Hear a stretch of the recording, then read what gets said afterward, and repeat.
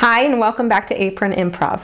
Sorry it took a year. We were in the middle of a pandemic and we didn't really shoot. So now I'm happy to welcome you back, and I'm going to make a blueberry buckle cake today. And this is something that I've been making since I was about 8 years old.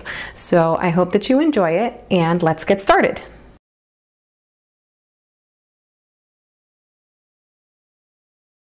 This is a long-standing recipe in my family, and it's a cake that we eat all times of the day. This is a perfect opportunity to make something new for brunch. You can make it for dessert. You can eat it as a mid-afternoon snack. So we'll go ahead and start adding ingredients. I already have a cup of flour into this bowl, and I'm going to add a second cup here. And this is the body of the cake. 3/4 cup of sugar. I have baking powder here, which I'm going to add 2½ teaspoons of.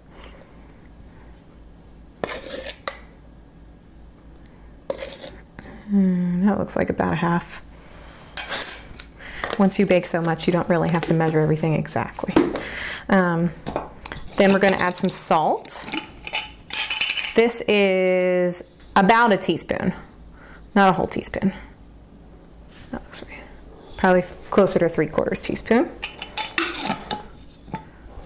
And then right here, I have already measured out 1/4 cup of shortening. And we're gonna go ahead and cut this fat into all the dry ingredients. And this is what kind of makes the coffee cake light and fluffy. You can do this with one of those gadgets that have the blades in them, like to make pie crust, where you push it down by hand, or you can use a whisk and you can cut it through with an electric mixer. And that's what I'm gonna do today. I'm going to mix. Whisk.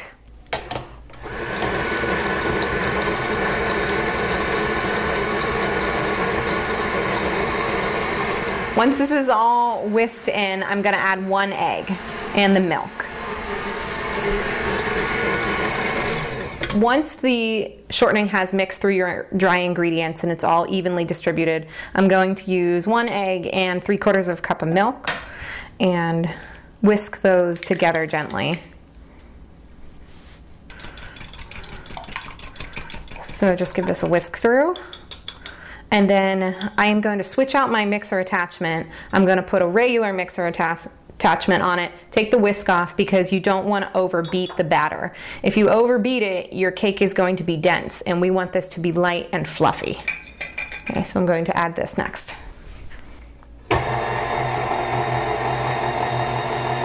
So I'm adding the liquid to the dry ingredients.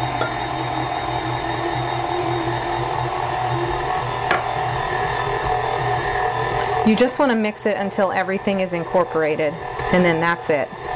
So here I'm going to just kind of get the bottom of the pan, or the bottom of the bowl, that dry flour that's down there, mixed up a little bit.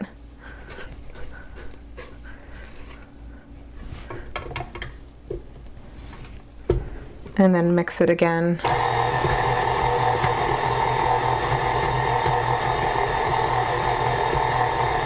And that looks pretty well incorporated to me. That's it. That's all I'm going to mix this.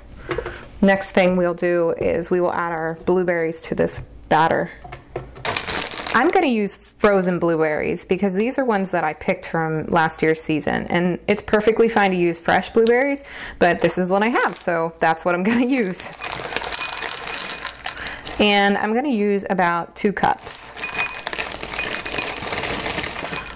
Whenever you put fruit into any mixture or any batter type thing, you want to add like a tablespoon or 2 to your blueberries, toss them around in it, and it will help them float.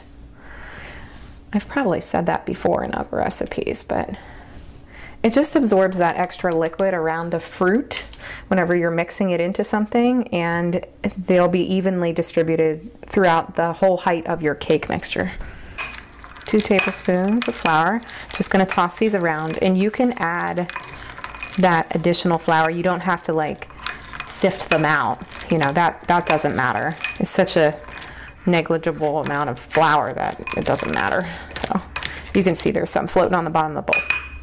Okay, adding these into our batter, and I'm gonna just hand like fold them into this.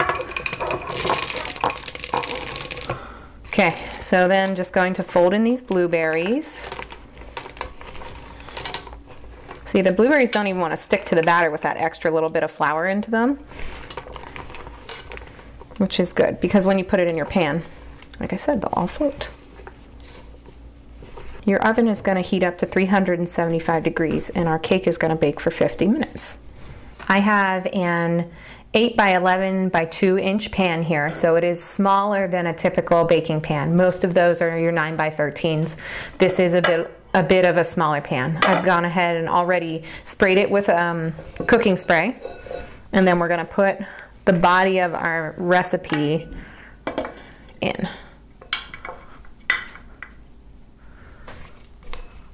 Now this is a coffee crumb cake, right? So this isn't the end of the recipe. We have a crumb topping you have to make, which goes on this before you put it in the oven. Get that all in there.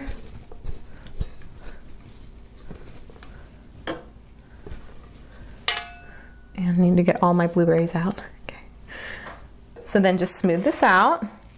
And then I will teach you how to do the crumb topping. I am going to use the same dirty bowl to mix my crumb topping in because you don't have to wash it in between this. The same mixture is going on top of here and we're gonna all bake it in the oven. So it's just saving you an extra step. For the crumb topping, it's 4 simple ingredients. It's flour, butter or margarine, sugar, and some cinnamon. We'll put them all in here. I am going to use 1/4 cup of butter that is softened to room temperature. All right, so that's a 1/2 stick. 1/3 cups of flour and 1/2 cup of sugar, and then 1/2 teaspoon of cinnamon. That looks about right. And I am going to use the whisk and whip it around a little bit in here, and then we will sprinkle it onto the top of our batter.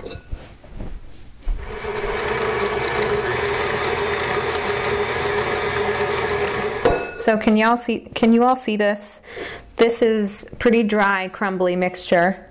It's not perfectly cut through. It doesn't have to be.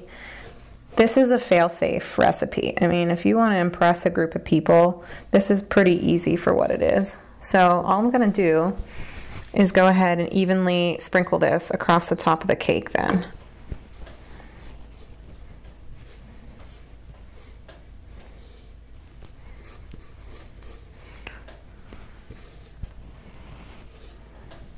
Don't feel afraid to do this with your fingers either. Sometimes that's just easier.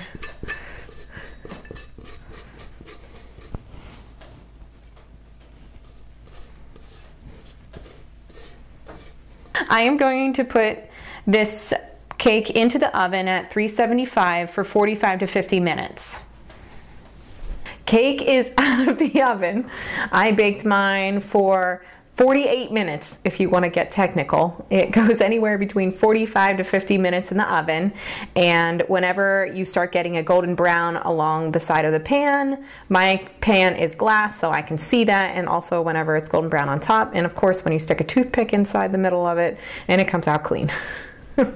So once your cake has cooled down at least 15 minutes, you can add the glaze. If your cake is too hot, your glaze will just melt and it won't be very pretty.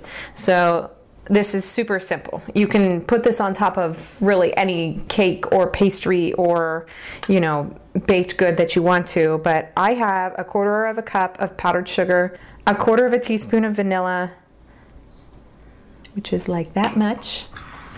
And then you are just gonna add about 1 to 2 teaspoons of water, super small amount. Can you see it? And then you just mix it until you get a smooth like consistency that is able to be drizzled all over the top. So you can see here that this is going to be pretty good. I like my glaze a little bit thicker so that it holds up a little more. If you add too much water, you know the simple fix is just to add a little bit more powdered sugar. So I'm just hitting this with a fork and gonna make sure all the lumps are out of it, and then you drizzle it on top. And then I just do this back and forth motion, and I'll crisscross it. I just think it looks nice.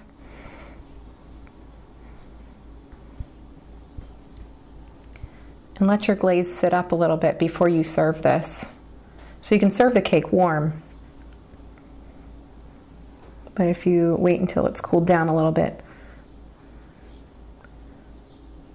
the glaze won't be runny and it will dry.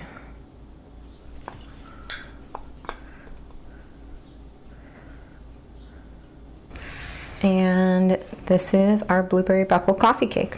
I hope you guys really enjoy it, and let me know what you think. Make sure to like, subscribe, and send us a comment on our YouTube channel. Thanks for watching, and I'm Gwen with Apron Improv.